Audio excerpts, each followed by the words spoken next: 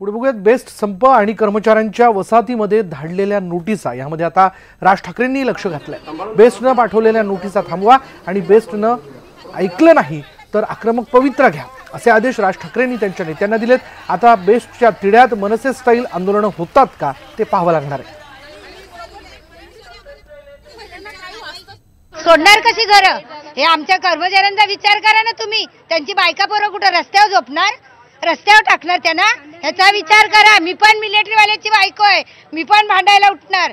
मी जिथे कामाला बीएमसी हॉस्पिटलला जाते ना प्रायव्हेट गाडीनी, पब्लिक काय काय बोलतात ना माझे कान फुटलेत। म्हणतात बीएससी वाल्यांनी कशाला संप करायचा, संप करायचा तुम्ही पब्लिकनी पण आम्हाला सपोर्ट करा ना। तुम्हाला पब्लिकचं पडलं पण कर्मचाऱ्यांचं काय पडलं नाही, त्यांच्या बायका पोरांचं काय पडलं नाही। आज 3 दिवस माझा पोरगा तिथं उपाशी आहे, मागाटा त्याचा विचार केला तुम्ही? ह्या उद्धवनी विचार नाही केलाय। आम्ही मागे नाही घेणार, मागे घेणारच नाही, मागे आम्ही हे घेणारच नाही आणि कर्मचाऱ्यांना पण सांगणार सपोर्ट करणार। आम्ही आई वडील सगळे सपोर्ट करणार, मागे घेणार नाही आम्ही। आमच्या भविष्याचं हे सगळं कुठं रस्त्यावर टाकणार ही पोरं। आता बेस्ट कर्मचाऱ्यांचे कुटुंबीय आक्रमक झाले, त्यामुळे हा संपाचा तिढा जो आहे तो लवकर सुटणं फार आवश्यक आहे। पुढे पाहूयात, मुंबई काँग्रेसच्या राजकारणात गटबाजीला ऊत आलाय। काही आयात उमेदवारांच्या चर्चेमुळे वाद पेटलाय, तर संजय निरुपम यांच्या कार्यपद्धतीमुळे प्रिया दत्त नाराज झाल्याचं समजतंय। चित्रपट आणि क्रिकेट नंतर राजकारणात सक्रिय झालेले हे 3 चेहरे आता उत्तर मध्य मुंबईतून निवडणूक लढवण्यासाठी उत्सुक आहेत। पण त्यांच्या मुंबईतल्या एंट्रीच्या तयारीच्या चर्चेमुळे मुंबई काँग्रेसमधलं राजकारण पुन्हा एकदा तापलंय। राज बब्बर, मोहम्मद अझरुद्दीन, नगमा। राज बब्बर हे उत्तर प्रदेश काँग्रेसचे अध्यक्ष आहेत। 2009 मध्ये ते आग्रा इथून लोकसभेवर निवडून गेले होते, पण 2014 मध्ये भाजपच्या VK सिंह यांनी त्यांचा पराभव केला। तर तेलंगणाच्या अझरुद्दीन यांनी मोरादाबादमधून 2009 मध्ये खासदारकी मिळवली होती। नगमा काँग्रेसच्या सदस्य आहेत। हिंदू, तमिळ आणि तेलुगू तसंच भोजपुरीसह अनेक चित्रपटांमधून त्यांनी काम केलंय। पण आता या आयात उमेदवारांना स्थानिक काँग्रेस नेत्यांनी विरोध केलाय। याच मतदारसंघात 2014च्या लोकसभा निवडणुकीत पूनम महाजन यांनी प्रिया दत्त यांचा 1,86,000 मतांनी पराभव केला होता।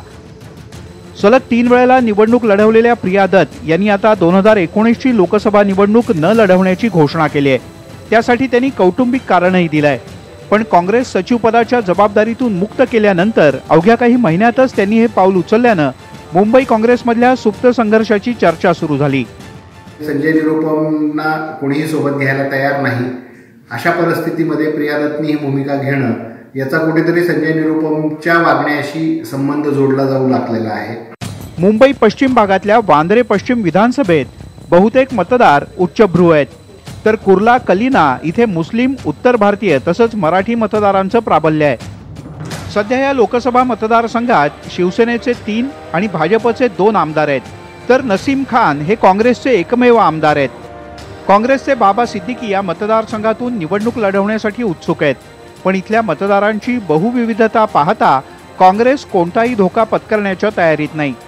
एकेकाळी या मतदारसंघात येणाऱ्या काही भागांचं प्रतिनिधित्व प्रमोद महाजन आणि सुनील दत्त यांनी केलं होतं। सुनील दत्त आणि संजय दत्त यांच्या ग्लॅमरचा फायदा प्रिया दत्त यांनाही झाला होता, पण आता त्यांच्याच सारखा दुसरा तगडा उमेदवार शोधणं काँग्रेससाठी आव्हान आहे। प्रिया दत्त या चित्रपट सृष्टीशी निगडीत कुटुंबातील एक सदस्य म्हणून तर ओळखीच्या होत्याच, पण त्यावेळी जनसंपर्क देखील त्यांचा चांगला होता। पण आता जो हाय प्रोफाईल उमेदवार आयता आणला जाईल त्याविरोधात अनेकांनी प्रश्न उपस्थित केलेले आहेत। यामुळे मुंबई काँग्रेस समोर आव्हान आहे की प्रिया दत्त यांना पर्यायी उमेदवार कोण द्यायचा। व्हिडिओ जर्नलिस्ट बाळा शेट्टीसह सागर कुलकर्णी, न्यूज 18 लोकमत, मुंबई। यानंतर पुन्हा एकदा बिबट्या संदर्भातली जी ब्रेकिंग न्यूज आहे ती आपण जाणून घेणार आहोत। सेल्फी काढण्यासाठी बिबट्याच्या जीवाशी खेळ करण्यात आलाय। फोटो काढण्यासाठी त्या बिबट्याला, म्हणजे बिबट्याचं पिल्लू आहे ते बिबट्याला फरफटत नेण्यात आलं। या विकृत लोकांमुळे 3 बछड्यांचा मृत्यू झालेला आहे। गोंदियाच्या अर्जुनी तालुक्यातली धक्कादायक घटना आहे। वन विभागाकडून आता 3 आरोपींना अटक करण्यात आली आहे।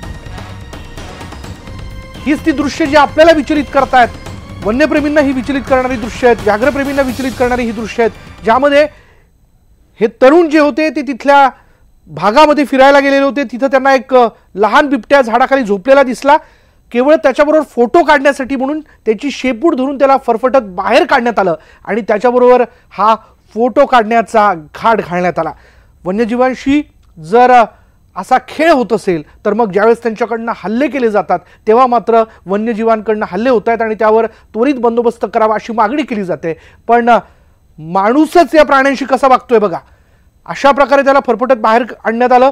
त्याला निश्चितच दुखापत झाली असणार आणि आता या बिबट्याचा शोध देखील घेतला जातोय, कारण त्याला बेशुद्ध करून त्याच्यावरती उपचार करणं फार आवश्यक ठरणार आहे. पण आत्ताची ही जी ब्रेकिंग न्यूज आपल्या अपडेट न्यूज जी आपल्यापर्यंत येते की या विकृत लोकांमुळे तिन्ही बछड्यांचा, या बछड्याचा जो आहे मृत्यू झालेला असं आपल्याला कळतंय आणि केवळ आणि केवळ या लोकांमुळे झालेला आहे. कारण ज्या प्रकारे त्याला तो झाडाखाली झोपलेला असताना तिथून त्याला फरफटत बाहेर काढण्यात आलं आणि त्याच्याबरोबर फोटो काढण्यात आले, त्यात तो बिबट्या दुखावला गेलेला होता.